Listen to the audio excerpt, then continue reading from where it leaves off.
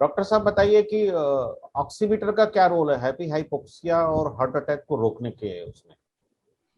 हाँ, देखिए ऑक्सीमीटर बहुत ज़्यादा ज़रूरी है। हाइपोक्सिया, जिसको हैप्पी हाइपोक्सिया या साइलेंट हाइपोक्सिया बोलते हैं, यदि हम इसको टाइम के ऊपर स्पॉट कर लेते हैं ऑक्सीमीटर का प्रयोग करके, तो बहुत सारी जो परेशानियां हैं उनसे हम बच सकते हैं।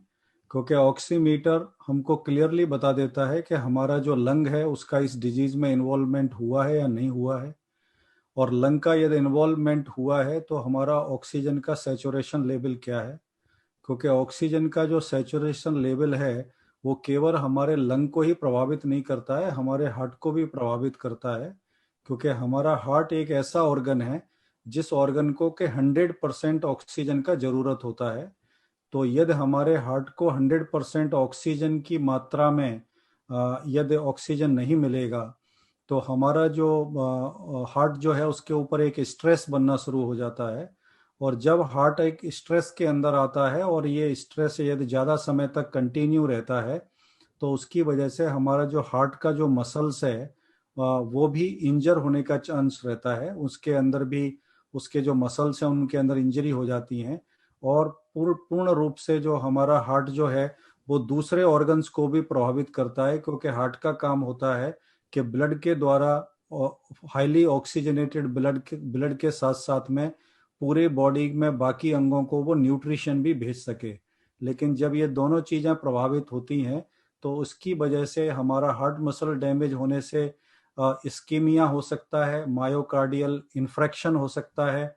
और ये अलग प्रकार से हार्ट मसल डैमेज को जो है एक हार्ट अटैक की कंडीशन में ले जा सकता है। तो oximeter is the most important tool that we have as of now. क्योंकि वो हमारे ऑक्सीजन के सैचुरेशन लेवल को भी देख सकता है, हार्ट बीट यानी कि पल्स रेट को भी देख सकता है। तो दोनों हमारे जो वाइटल ऑर्गन्स हैं उनके फंक्शन किस तरह से काम कर रहे हैं, उन फंक्शंस को हम एक बहुत आसानी से पकड़ सकते हैं। और इसका उचित इलाज होने पर पूर्ण रूप से जो रोगी है, जो पेशेंट है, वो स्वस्थ हो सकता है। मतलब एक ऑक्सीमीटर एक छोटा सा हथियार जो है हमें अलर्ट कर सकता है कि हम हार्ट अटैक के रास्ते पे जा रहे हैं या हाइपी हाइपोक्सिया हमें अगर हो गया है तो उसकी पहचान कर सकते हैं, यानी हम अपनी जान बचा सकते हैं इससे।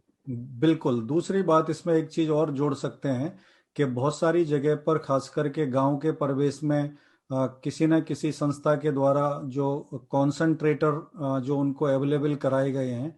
तो कई बार क्या होता है कि कॉन्सेंट्रेटर में रेगुलेटर तो होता है जिसमें आपने 2 पे कर दिया, नॉब 4 पे कर दिया। आपको लग रहा है कि 4 लीटर ऑक्सीजन आ रही है, आपको लग रहा है 3 लीटर आ रही है, 2 लीटर आ रही है। तो उस समय पे भी मैं सजेस्ट करूंगा कि आप ऑक्सीमीटर से ऑक्सीजन नाप लें, उस रेगुलेटर के भरोसे में ना रहें। यदि हो सकता है कि 2 लीटर के ऊपर अगर आपका सैचुरेशन 95 ना आ रहा हो लेकिन आपको लग रहा है कि मुझे तो 2 लीटर दे दिया है, यानी कि ऑक्सीमीटर से आप नाप लें कि आपका 95% के ऊपर ऑक्सीजनेशन हो रहा है। तो उस हिसाब से आप इस रेगुलेटर को सेट करें, कॉन्सेंट्रेटर को। कुल तो इस मिलाकर डॉक्टर प्रकार साहब से।